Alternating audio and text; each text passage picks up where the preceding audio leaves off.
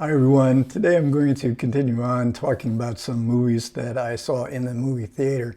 I'm about to complete my first month of a 3-month subscription AMC A-list where you can go to 3 movies a week. So I've seen about, I think, 9 in this first month, so I'm getting my money's worth. So I'm going to talk about 2 movies that have remarkable similarities to them. Glass Onion, the sequel to Knives Out, and The Menu. And then I'm going to talk a little bit about what it is like going back to the movie theaters versus watching movies on a 65-inch television screen over here.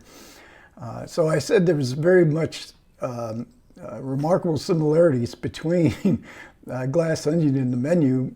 The most obvious being it is a group of people who go to an island for a retreat.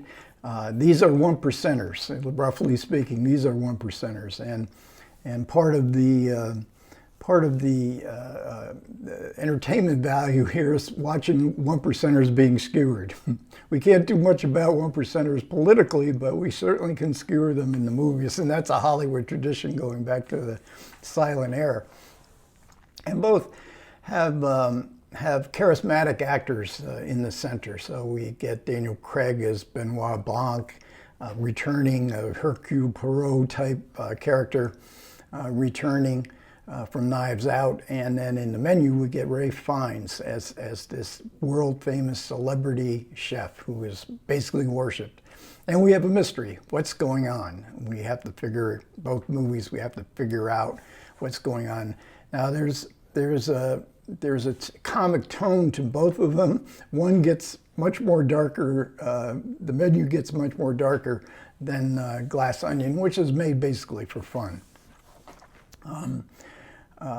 So in Glass Onion, we not only have this island going to an island, very much pointing to Agatha Christie's And Then There Were None.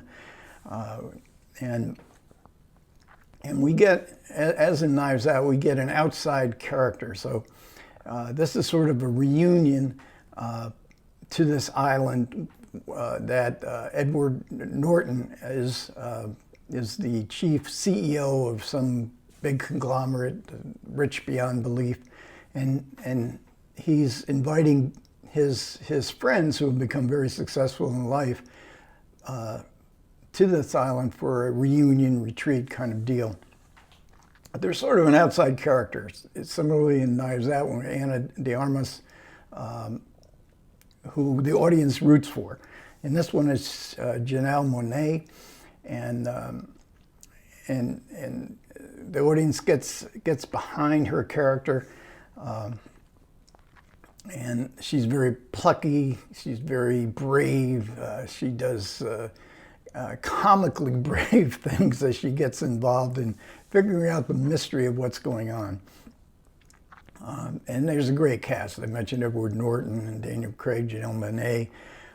There's also Catherine Hahn, Dave Bautista, who never quite seems real to me in the movies. He always seems to be stepping out of the Marvel universe. Kate Hudson, lots of cameo performances. Very brief, and I did catch Hugh Grant and Serena Williams, but Kareem Abdul-Jabbar pops up. I didn't catch Ethan Hawke at all, but it's part of the fun. And there's a great production design. This mansion on this island that Edward Norton owns is so in bad taste. I don't know. I don't even know how to describe it. You have to see it. It is, in fact, a glass onion in shape and design, but it certainly lends to a sense of, it doesn't have the Agatha Christie, it sort of loses the Agatha Christie similarities in the Glass Onion, but I thought it was a lot of fun. I mean, in The Menu, we also have an island, and where this group of 1%ers or worshipers of this chef played by Ralph Fiennes, they come to have a weekend, or at least a night of dinners with all these different courses. And again, we get the skewering of these people, these rich and pretentious, artsy-fartsy kind of people. But it really, in my reading of the film, it really is, it's kind of like about the autocratic tenor of the times, where people around the world seem to want to worship a leader, worshiping celebrities. Ray Fiennes, the chef here, is is very much he inspires fear in his aides, and fear in the audience as well. But they put up with it because he's just so great. How far would they go along with him? Because we don't know where he's going. But it doesn't look like a safe place where they're going to. And in the menu, the main interest is the battle that develops between one of the people, one of the women who come to the island, played by Anna Taylor-Joy. She's not meant to be there, and that really upsets Ray Fiennes. So he wonders, who are you? She wonders, who is he? So again, we have this plucky hero who comes up against the terror that seems to be developing around her. So that's really interesting. It's directed by Mark Mylod, and he is basically a TV director in several episodes of Game of Thrones. It's written by Seth Reese and Will Tracy, who evidently are writers of The Onion. So you get a sense of the kind of, it seems like it's real, but maybe it's not. But again, a movie I enjoyed a great deal. Now, as far as the theatrical experiences of watching movies in the theater, one thing I've noticed is there's nobody there. I mean, it is a vast wasteland. Now, I saw both of these movies when Wakanda Forever was playing, and the AMC down the road from me has a Dolby and an IMAX, and Wakanda Forever had great, terrific audiences in those two theaters, but not in the digital theaters. Because I periodically check to see how movies are doing. And I'm just amazed that everything other than Wakanda Forever and maybe a horror film and an animated film, there's nothing else that people want to go to see in the movies. So I was really surprised with Glass Onion. Now, Glass Onion is now, I believe it's already started on Netflix, but they allow AMC, who battled Netflix, to show Netflix movies in the theater.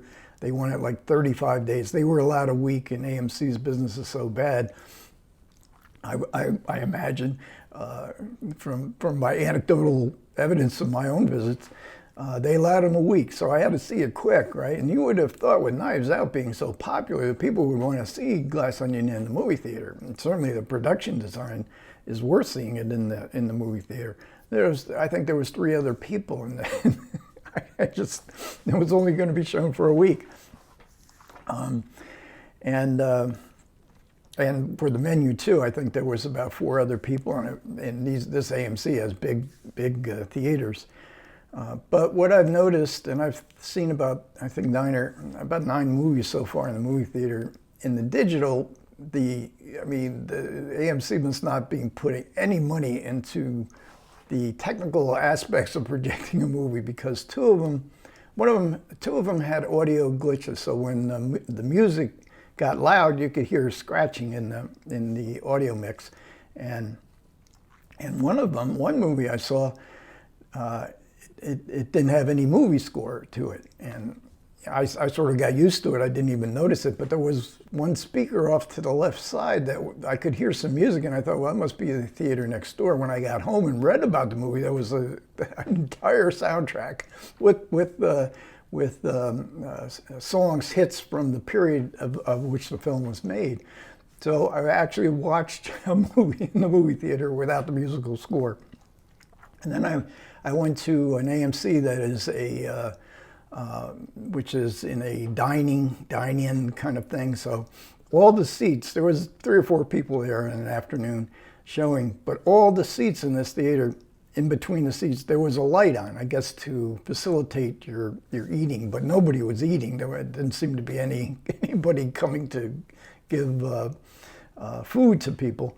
But what they did was it made the theater so bright that the image on the screen was washy and fuzzy.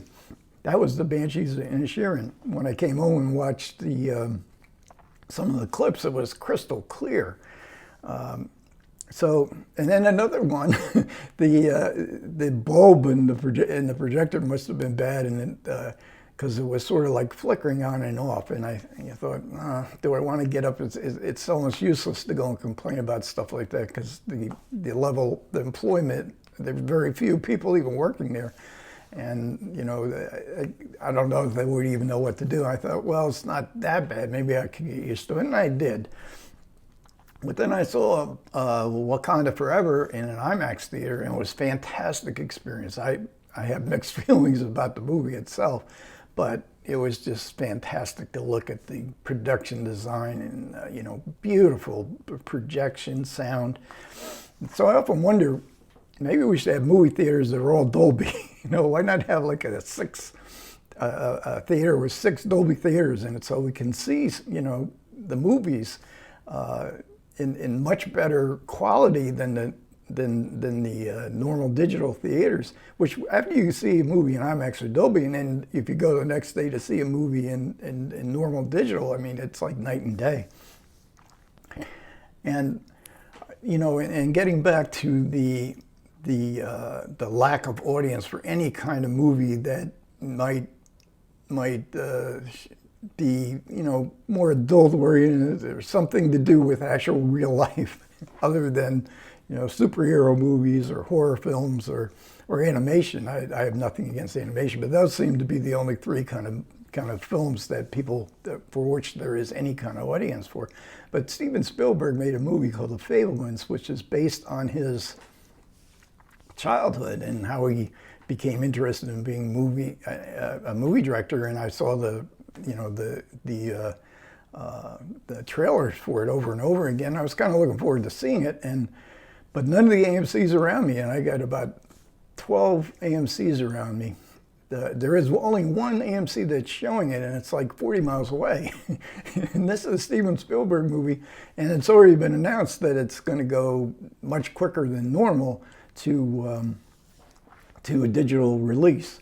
So, and in its place, we have Violent Night playing in the Dolby and IMAX theater. Violent Night. I saw the trailers to that, and you know, it's basically a violent exploitation movie using Santa Claus. I guess it has some appeal to people, but not Steven Spielberg movie. Steven Spielberg movie just gets shunted off to the side. It's really it's bizarre. Then I have to think back to the 1970s. I went to the movies all the time in the 1970s for first-run movies, and I would go usually on a weeknight. And if you did go on a weeknight, there would be hardly anybody there either. So movies were supposed to be fading out in the 1970s as well, at least before Jaws and Star Wars and the science fiction fantasy world took over the movies, or at least the blockbuster segment of the movies. So those are my thoughts on both these movies. Glass Onion, the menu is actually still playing in some AMC theaters and others. Glass Onion, I think you got to go to Netflix to see it. Okay, thanks a lot for everybody who managed to listen. I do appreciate it. Comments are welcome. Take care.